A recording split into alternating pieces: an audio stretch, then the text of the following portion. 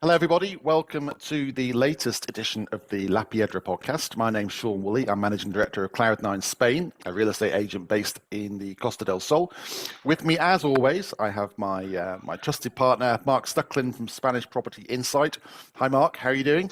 Good morning, Sean. We are going to be talking today about politics. Now, you might think, what has that got to do with property? And it turns out it's got quite a lot to do with property. And what happens in the political scene often sways buyers and sellers' thinking. So we're going to be talking about what's happening politically here in Spain, particularly with regards to housing, and what is likely to happen, bearing in mind that we've now got a general election looming, which was a little bit unexpected. And then we're going to be sort of looking at that and how that translates to feet on the ground, whether it's putting people off. There's a few figures that have come out recently suggesting that the amount of buyers in the market is down, particularly in certain areas of Spain and the islands. So we'll be looking at that and wondering if there's anything to do with the political scene here, whether that is influencing potential buyers. So Mark, why don't we kick off with the politics? Would you mind giving our listeners and our viewers just an overview of what's been happening politically? Because I'm guessing you're probably far more able to do that than I am. Yes, well, I mean, it's certainly something I follow. I follow Spanish politics from the perspective of how it impacts and the risks and implications for the housing market. I mean, I also follow, because I live in Spain, I pay taxes in Spain, I've got children in Spain, so I follow politics more generally, but I'm very focused on the housing politics, the politics of housing. And it turns out that not just in Spain, but pretty much everywhere, the politics of housing is getting more political. And so without wanting to get into any, we're not going to talk about the politics, whether the merits of any side of not picking sides, just pointing out and trying to help people understand what I would call the political risk, because when you buy property in any country, even your own, but especially when you're buying overseas or abroad, there is always an implicit political risk. To give you an example, anyone who bought a house in Cuba just before the revolution in '59, as many people did, it was a free market and you could buy property in Cuba. And then of course along came Fidel Castro, and before long all property had been nationalized, so that would have been a total loss, a complete loss of that investment. So just as to point out, to highlight that there are political risks, and as there have been also in Venezuela, where a lot of private property has been confiscated, as happened in Zimbabwe. In Argentina, it's not to a certain, you could call it a political risk, but I know that I know of cases where people have just had their property stolen by people falsifying notarized documents and deeds and stuff. So the state doesn't protect your property rights very well in many parts of the world, and that's a political risk, because it's the state that's supposed to, if private property is recognized in a state, it's the state that actually is the one that's supposed to protect those property rights, because otherwise you have to get yourself a gun and nobody wants that. So there is always an implicit political risk when investing in property, especially. Also it's a big ticket item. You buy a house in the foreign, it's not, for most people, it's one of the biggest investments in their lives. It's not like buying even a car or a sofa. Those are all big tickets, but there's nothing like, for most people, it's housing that is, and property that's the biggest investment they'll ever make, one of the biggest investments. So bearing in mind that there's and the political risk is, like I said a little bit earlier, the housing is getting more political in Spain, more of a kind of hot potato, as it is, I think, I've been watching this. I also kind of follow this in the UK, and of course when demand goes up and the supply doesn't go up, then you get this situation of prices rise, or demand is left unsatisfied. People can't find what they're not finding the housing that they need, and that's now particularly a problem in some parts of Spain, like for example Barcelona, like the Balearics, where there's much more demand than there is supply, which creates a problem. And with problem comes disaffection, and then the politicians are never far behind that, looking for ways and to appeal to those disaffected voters, and with their different policies for how to solve what is actually a real problem. For example, in Barcelona, there's just, you can't find housing. There's many people that can't afford the housing there is, and then policies are introduced to try and in theory to address that problem, but sometimes they make the problem worse. But that's another story. In terms of what we've got at the moment in Spain, just in sort of setting the scene politically, we've got two main parties, haven't we? Which effectively are left of centre and right of centre. And then there's a lot of other political parties, but small ones, that kind of hang on the coattails of these major parties and help them to form a coalition if they don't have an overall majority. And I think it's fair to say at the moment we have a socialist government in place, but they can't get through, I think, what they want to get through in Parliament, which is why they've after the local elections, they came out and decided that they would spring on us a general election, which is due to take place in July. Is that a fair summary of what's happening? Yeah, more or less. I mean, Spain used to be about like a bi-party system. There was just the government alternated between a centre-right and a centre-left. The socialists, the centre-left, and the Partido Popular, so the Popular Party on the centre-right, and they tended to have an absolute majority. And now that is not the case. Now neither of those two parties has much chance of an absolute majority, so we have coalitions government. So right now we have a coalition government, which is the bigger party of the socialists, with a junior party coalition partner being called Podemos, which means Unidas Podemos, which is United We Can.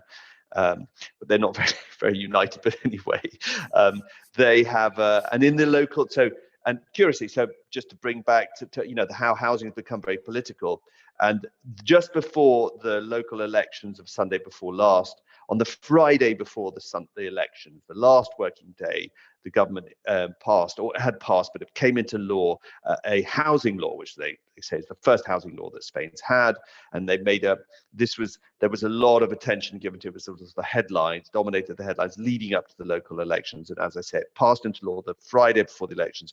You have to assume they did this to woo voters. I mean, they wouldn't have gone to all this effort if it hadn't been to be appealing to voters.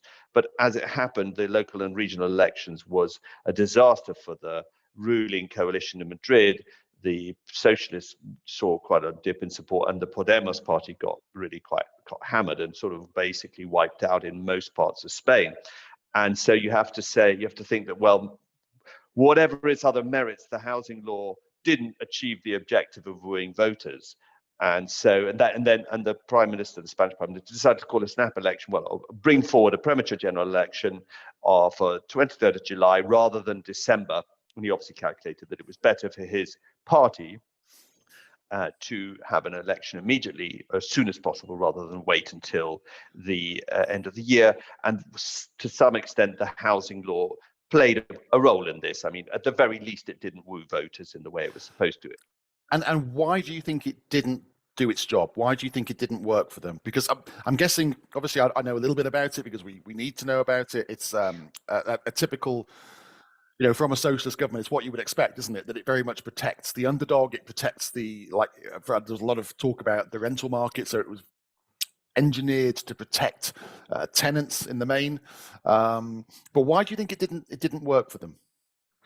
Well, maybe to a certain extent it might not have cut through because it was just been introduced, but it got, I would say, it was the legislation that got the most attention in the run-up to the local elections. There were a few others that were introduced that they tended to be introduced by the Podemos side of this coalition, and they haven't generated what you could call, universally good press for the government. But why did I think the housing law? It introduces rent controls countrywide. It relies on local governments and regional governments to create what they called strained markets and to do a bunch of things in order to introduce rent controls. And most regional governments who are now in the hands of the other side have said they're not going to do that. And even socialist controlled regions have said they're not going to introduce rent controls because they think they're counterproductive and will make the situation worse. And they would rather focus their efforts on increasing the supply of affordable housing and social housing. So that, and then there was a lot of talk about how it got a lot of coverage that it was, it's quite favorable to, let's say, squatters. I mean, people who, the landlords and owners can't get people out, whether they're squatters or people or tenants who aren't paying the rent or for whatever. There's a bunch of different clauses, reasons why, but it's getting increasingly difficult. If you own a property and someone, for example, are squatters, they're more protected under this law than they were before, so it makes it difficult to get them out, with increases the costs and the risks, and this kind of thing was also part of the story. So, but for whatever reason, the housing law didn't do the government any favors being brought out just before the election. It didn't seem to help them in any way. And that means we now have a general election in July, and that will maybe mean that we have a new government from the center right with their coalition partners. If they can't make if they can't get an absolute majority, which doesn't look likely, not out of the question, but it doesn't look likely, then they'll have to do a coalition with the further right, just like this government has done a coalition with the further left. And of course, that has all sorts of implications. But in terms of the political risk, what is that? That's like that you lose your property rights, or property rights are curtailed, and that costs go up, which is the taxes, and also that market liquidity goes down, because if something happens, like as we were talking before in Catalonia, there was a lot of trouble and disruption about the question of the Catalan unilaterally declared independence and the process to try and achieve unilaterally a kind of declaration of independence from Spain, which led nowhere, but it did put off a lot of investors, certainly for a year or two, and that means that people that reduces buyers in the market, and that means reduces liquidity, which is a risk for people who needed to sell in that period didn't sell well at all. Let's say that. Put it that way. I think it's like any market, isn't it? People don't like uncertainty; they like stability. Hate it. Yeah. So when the Catalan thing started kicking off, I mean, we had clients talking about it as well, saying, "Oh no, I'm going to leave Catalonia well alone at the moment," and people just don't like the uncertainty of what's going on. What do you think? I mean, people are saying that, like you said, that the centre-right party is likely, no guarantees, of course, is likely to win the general election, probably in coalition, as you said, with parties further to the right, which obviously and regional parties. I mean, it's like they have to stitch together. They may have to stitch together a bit of a kind of a coalition, a patchwork coalition, just like. Well, we'll see. But yes, carry on. Sorry. What can we expect from that sort of government? I mean, obviously we've had a period now in Spain of a socialist centre-left government, which you feel has been influenced, because they're in a coalition, that they've been influenced more by the far left parties. Now it looks like we're going into an era in Spain where we're going back to a right-wing coalition. What do you think we can expect from that in terms of the housing market? In terms of, I mean, do you think it will just stabilize because they're not going to be introducing all these new initiatives? Well, from what I can tell, the one thing they've made clear, that the Popular Party have said that they will repeal this housing law and scrap it. Whether they do or not, I mean, I always remember that the Popular Party in their, I don't know, 15 years or however, the decade that they were in power up to 2007, I think, under Jose Maria Aznar, they did nothing. The squatter laws are still there. I mean, they didn't do anything really, and they did a lot of damage with laws in different regions. That was also part of the time of the sort of speculative housing bubble that led to incredible damage to the Spanish society, economy, and housing market, and that happened to a certain extent under their watch. So they haven't. It's not like they've been always in power. They've got a great record, but neither has the other side. I mean, sadly, but I mean, neither has the UK government got a very good record on housing. So, where do we look for good housing policy that actually increases, the supply of homes in all segments, and especially in the segment of people who need affordable housing, for key workers and that sort of stuff. Like in Barcelona, you need the people who do jobs that are the lowest paid jobs. You need them to be able to, even if you're sitting in a large kind of mansion in Pedralbes. You need people, key workers to come in and help the city run and keep it clean and keep your houses clean. It's absolutely always critical. There's nobody's interest that you need a good housing policy to make sure that that everyone's taking that it takes account of everyone's interests and needs. And I'm not sure where there's a good example of a country where they have actually very sensible. There's always trade-offs, and this is something that politicians don't want to talk about the trade-offs. There's always trade-offs. Nobody, or not everyone's a winner, but there's on balance, you can have a good housing policy or an unhelpful housing policy. I don't know which country I would point to say, look, they really do it well, because I think it's a problem. I mean, we're not building any more land, but we're creating lots more people who are living longer. So I think it's going to be a problem wherever you are in the world. And just to touch back to, obviously, the cases you mentioned at the start, they're not basket case countries, but as close as you can get, places like Cuba, Venezuela, Zimbabwe, which are, have gone through periods of lawlessness and then dictatorship. I mean, Spain is obviously heavily regulated. It's part of the EU. So although there are always going to be political changes and different policies from different governments, I guess in terms of its stability as a place to invest money for housing, I guess it ticks a lot of boxes because of those constraints that it has to work under, being part of a bigger entity like the EU. Would you agree with that?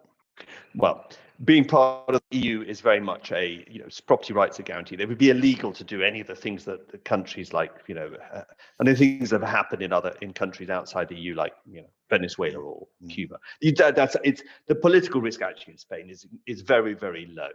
But there is a chance that under one type of government, you will have higher taxes and higher costs and reduced and more limitations on what you can actually do with can you rent it out to tourists or not? There's a parameters in which the local politicians can work whilst respecting the overall EU guarantee of private property rights. So, but really on balance, Spain is a very, very low risk property political risk, but there is some, and it can be like in Catalonia, there was a problem for a period, and right now the housing law and in the Balearics, which we'll get to in a second, political risk with politicians and the messages they're sending and the cost at which just reduces demand in certain segments, which makes it difficult for you. It makes it great to be a buyer, you've got greater bargaining position, but thinking further out, one day you also might be a seller. You just have to bear this in mind. But on balance, it's a very, very low political risk. But I'd be curious. But it's interesting to know about this, and I'd be curious to ask you: do people ever, because I don't deal with people who are actually looking to buy in Spain on a one-to-one basis. In your line of work, in the market, but to what extent do you think people know about the political situation, or are they interested, or do they just take it for granted that it's safe? I think they do take it for granted. A few of them may ask in conversation, but it's not normally top of the list. What people want to know is what are their buying costs going to be? What are the taxes? And when we say, look, now in Andalusia we have a transfer tax that's fixed at 7%. It used to be 8, 9, 10. Yeah, it's kind of like, I'm sure if they introduced a higher transfer tax, people would just take it on the chin and say, oh, okay, because I think people are, up to a point. There comes a point, there's a line, and I think they crossed it in the Balearics. Right, okay, because what we tend to find is, I think the people that are buying with us also have rules and regulations in their home countries. I mean, for instance, I used to invest in the UK property market. And I stopped doing so because the Conservative government, who were just about clinging to power in the UK, they actually introduced a lot of controls to stop overseas investors buying, and also to prevent the market just falling into the hands of buy-to-let investors. So if you were a buy-to-let investor from overseas, my goodness, you were hammered on stamp duty up to, I think, 8-9%. Which, when it's traditionally been much, much lower than that for first home buyers, it becomes onerous. And it worked because a lot of the buyers who were, all over the London market, for instance, they pulled away, those overseas buyers, albeit they've now diverted their attention to the provinces. So places like Birmingham, Leeds, Manchester are now full of overseas investors because the prices are lower, so the taxes aren't as high.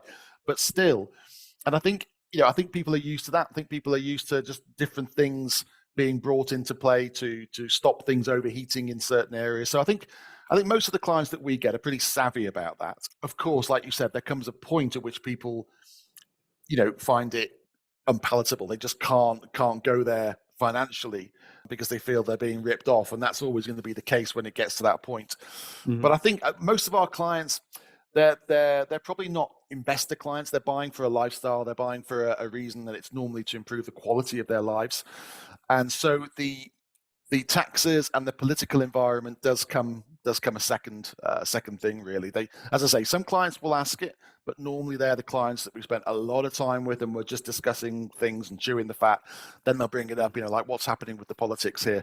I mean, a lot of people just don't need to know, don't want to know. It's just another stress that they could do without. I mean, I follow the politics in the UK probably more closely than I do politics in Spain, which is crazy, because, like you said at the start, I pay my taxes to Spain, and I should be far more aware of what's happening with my money and what they're doing with it. But yeah, I don't know. It's just me sort of burying my head in the sand a little bit. But clients tend not to be too concerned. Yeah, I've always got the impression that a lot of people, especially on the expat market, they kind of like living in Spain because they don't follow the local politics really, and they're far away from home politics, and it's all its sort of stresses, and so it's a bit of a you can leave the home politics out, and you don't. It's apolitical. You're not involved in politics, so that's one good thing, I guess. Yeah, absolutely. But I think it sounds like people just. They know that the political risk is very small, and then the taxes. Well, everyone accepts a tax, especially a 7% tax rate, which is what you now have as a fixed rate in Andalusia, down from, what was it, 10% or? Yeah, there was a tiered system, wasn't there? I think it was 8, 9, 10, depending on the brackets at which you invested. Right. I think also the other thing that people have got used to is an age of populism. Where you've got people like Trump and Johnson and people like that in control of governments, and I think people have got used to things changing on a weekly basis and lots of ups and downs. So I think Spain probably looks fairly stable. No one's shocked anymore. No, they're not. Yes, absolutely. And I think that's because of the way we absorb our news now. We get to hear about things even as they're happening, and at the end of the day, 5 more people shot. Oh, interest rates have gone up. People absorb news in a different way, and I think it's I don't think there's any surprises anymore, are there, for people? Yeah, no, absolutely. So it sounds like, so I guess what we could say is politics housing is getting more of a sort of hot political potato in many places, and Spain as well. Yeah. And there is the present government, which looks like it's on its way out, has done to introduce some laws and regulations which were quite restrictive and high tax and more restrictive, and arguably not great for not a reason. So, like, on the negative side of the kind of the equation that you look at when considering where to invest, but it might be that there's a fairly good chance. Well, we have to wait and see what happens in July, but there's a fairly good chance that it'll be a different philosophy towards more liberal and more deregulation and lower tax on the housing front, and that would, of course, I wouldn't solve the acute housing access problem in some areas. But there's large swathes, most of Spain, there's absolutely no housing problem at all. It's actually the opposite. It's like they can't find people to live in because they've built a lot of housing, and also the interior is depopulating, and they built a lot of housing in the wrong place. So Spain doesn't have, in aggregate, a housing problem. It has areas that have the problem, but those are areas that are politically important, like Barcelona, Madrid. It's interesting because I know that the Marbella town hall, for instance, which is ruled by the right wing side of the government, they are anxiously hoping that the central government also falls that way as well, because we've been trying in Marbella to get this town hall plan verified, and it's taken years, decades to get it done. And every time they try and do something, it keeps getting knocked back. And it's because there's obviously the town hall in Marbella, then there's the Junta de Andalucía, which is the regional government, then there's central government. So to have everything aligned would probably help. it would certainly help just to get Marbella back on the move again, because although there's a lot of new builds here in the Costa del Sol, if you actually look at the percentage that are built in Marbella, it's very small, because they just can't get the licenses through the system because of all these issues from way back. Marbella has been frozen for since 2008 or so. We went till between when the Gil and that kind of era came to an end, and the Roca, and then it turned out there'd been all sorts of corruption and all sorts of problems, and it's just been frozen ever since. If I understand, it's been very difficult to do anything in Marbella, which has created an artificial restriction on new building and renovation and all, on town planning. Yeah. But if you see it clearly, I mean, apart from the fact that Marbella is one of the Spain's, I would say, flagship holiday resort. It's the most famous. It's the most glitzy.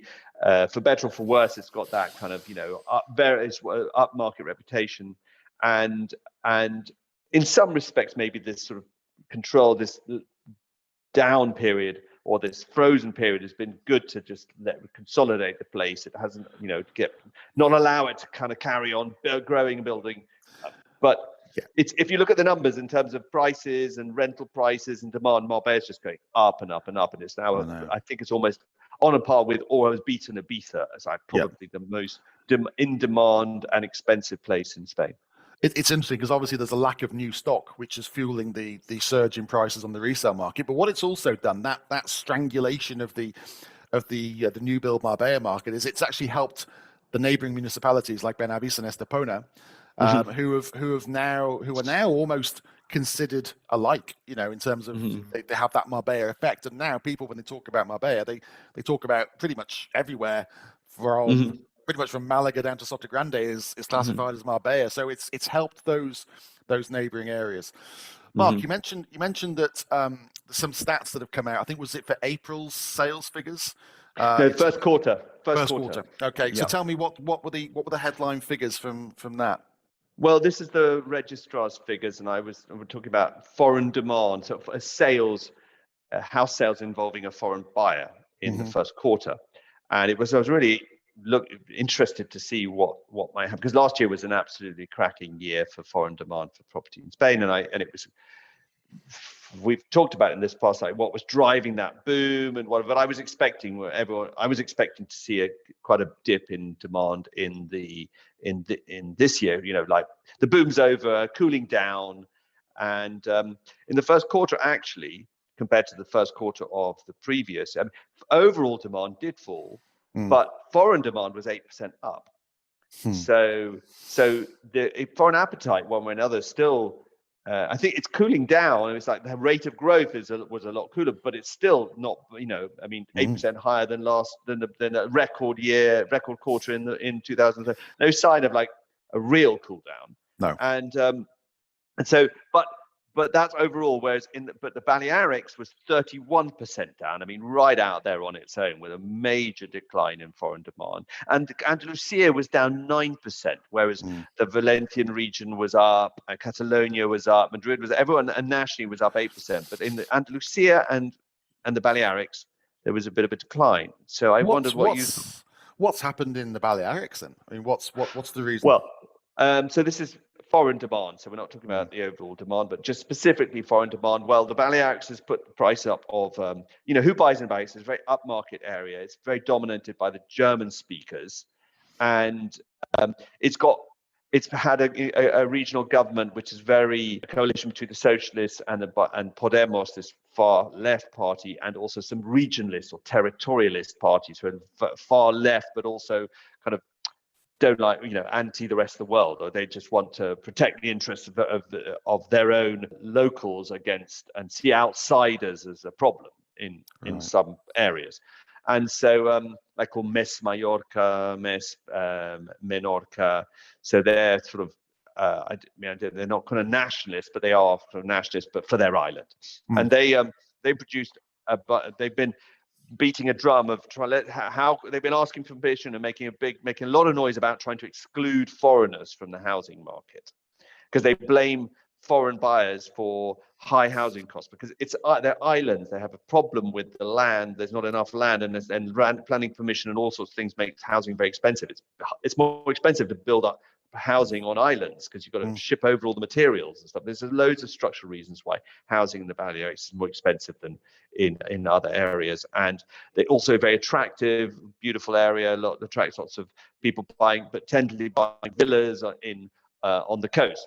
And the problem with housing access is in Palma and Ibiza, and they need more social and affordable housing. So they're kind of different segments. There is some crossover, but anyway, the Balearic have gone the easy route, just accuse foreigners for the high cost of housing and asking to try and exclude them, get to have laws and the power to exclude foreign buyers. And I think that kind of it gets through in the end. The message is you're not welcome, coupled with very high taxes. Well, because it's now 13% when you buy a villa, and if you buy a property in the Balearics above 2 million, you're paying 13%. You down in Andalusia are paying 7%. Right, that's a big jump. It's almost double. I think you're right. I think that does. You can sense that you're not wanted as an overseas investor. It's like me buying in London. Once they start hiking it to a point where it becomes unpalatable, you just think, well, they don't want me there. So it's too and it's not the only option.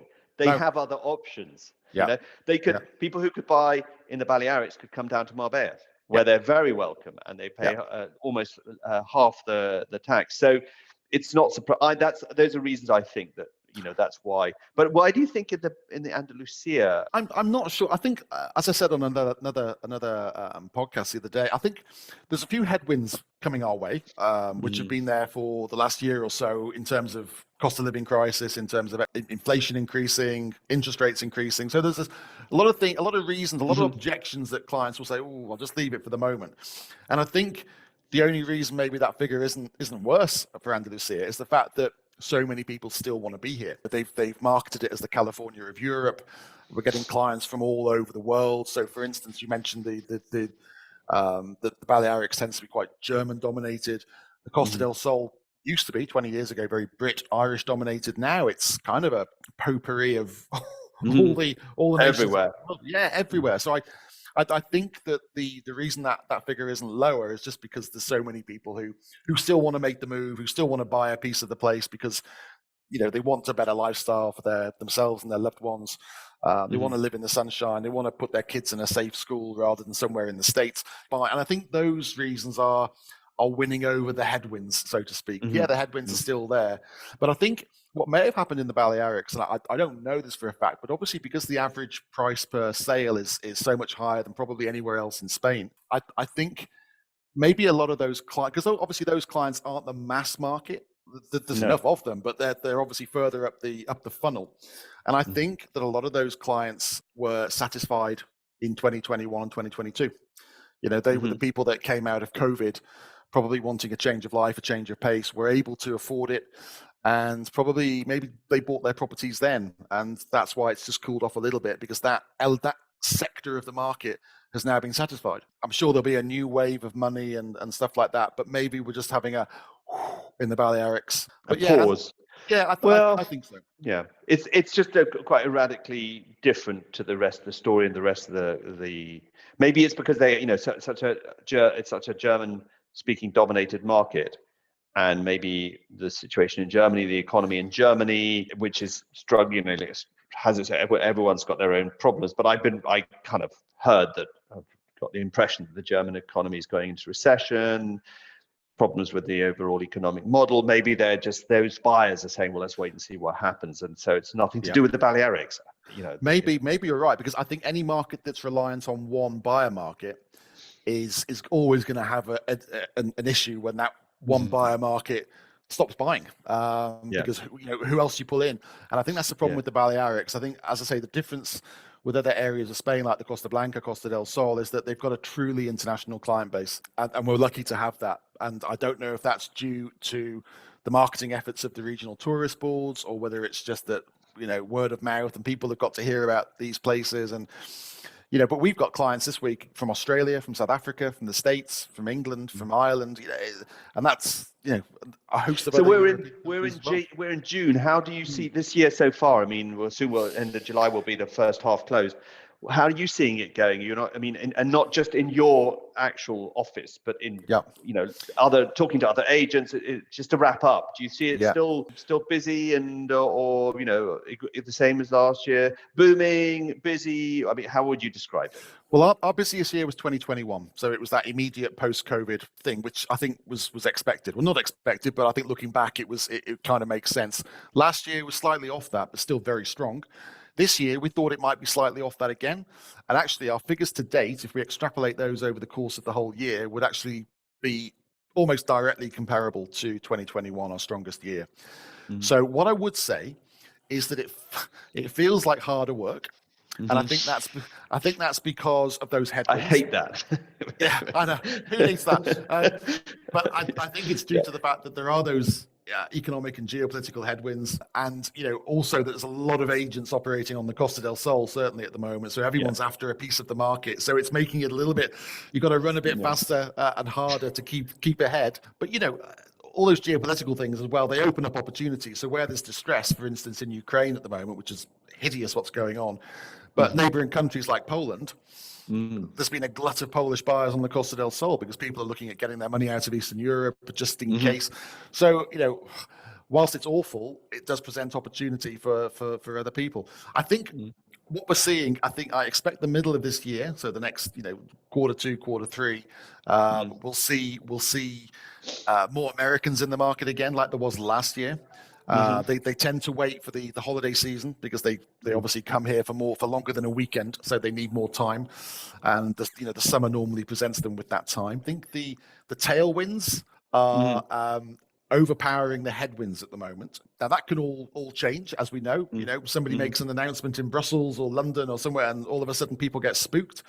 But I think there's still that big kind of people want to change their lifestyles and people want what's best for them and their loved ones. And people are now thinking, do you know what? What if there's a problem in the world? I would rather be in a place where the sun shines for 320 days. My kids are safe. They go to a nice school.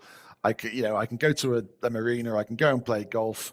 And I think that's a really strong draw at the moment. So that's, whilst that continues and whilst the sun continues to shine, I can't see it.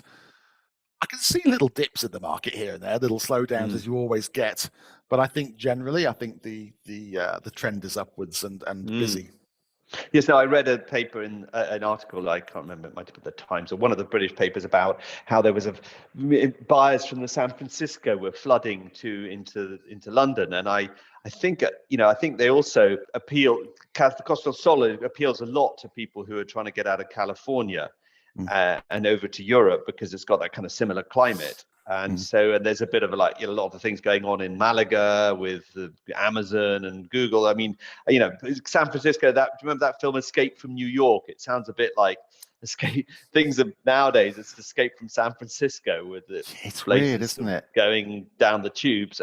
But the Costa del Sol and Marbella in that area would be a perfect place for the people looking for a European getaway.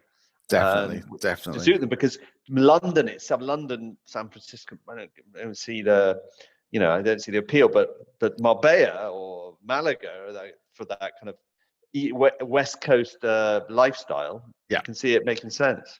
Definitely. I mean, there's nowhere else in Europe really that offers that because obviously we're so much further south than traditional competitors like Saint-Tropez and places like that. So also with lower political risk than California, where it sounds like they might actually, the political risk for property investment might be higher in California than it is in Spain. Wouldn't be surprised if it was. I haven't done a direct comparison. Well, the conversations we have with our American clients, they're just not happy with the way it's going in the States, and they're fearful. They're fearful about the politics of the place. And they're fearful about the safety of their children. They seem to be the two main drivers, So I think they see Europe as a safe haven, a place that can be explored relatively easily from a cultural point of view and a tourist point of view, and somewhere that they can enjoy a great lifestyle and climate. Yeah, which is we'll have to see what the numbers look like by September. We should have a better idea when the notaries bring out their figures. But the latest numbers show that the biggest increase in foreign demand in Q1 was American by a long way. I mean, I'm talking from memory, but I think I'd be surprised if I got that wrong. And so we'll see what the numbers show when we get the Q2 full half year. But I think it's going to be interesting to see where the foreign demand on how it carries on throughout as the year progresses, and how it carries on in different regions and by different nationalities. I think it'll be really interesting to see that. Absolutely, because there's little micro changes going on, but we don't know until we get the figures. How they've kind of reflected. I mean, we go some days where we get a glut of inquiries from a certain nation, and you're like, why is that? What happened today? Yeah, is everyone sitting there watching A Place in the Sun or something? It's like, whoa. So things like that happen, and sometimes you don't know the reason. It'd be nice to see what the patterns are. But But Mark, thank you so much for your time and efforts today. Much appreciated as always. Likewise. We always will. An interesting conversation. Yeah, it's always good. We will reconvene next month to talk about. Well, I guess we'll be talking probably, if we leave it a little later in the month. We'll be have to leave it until at least the 24th of July, so we know what's happened in the. Although I think we've done politics, and I hope the message is clear. There's very small political risk in Spain, but it's always worth knowing that there's no harm in knowledge. Absolutely. And let's see what the next election brings. Perfect. Thank you so much, Mark. You have a lovely day. You take care. You too. Take care. Cheers for now. Bye. Bye-bye.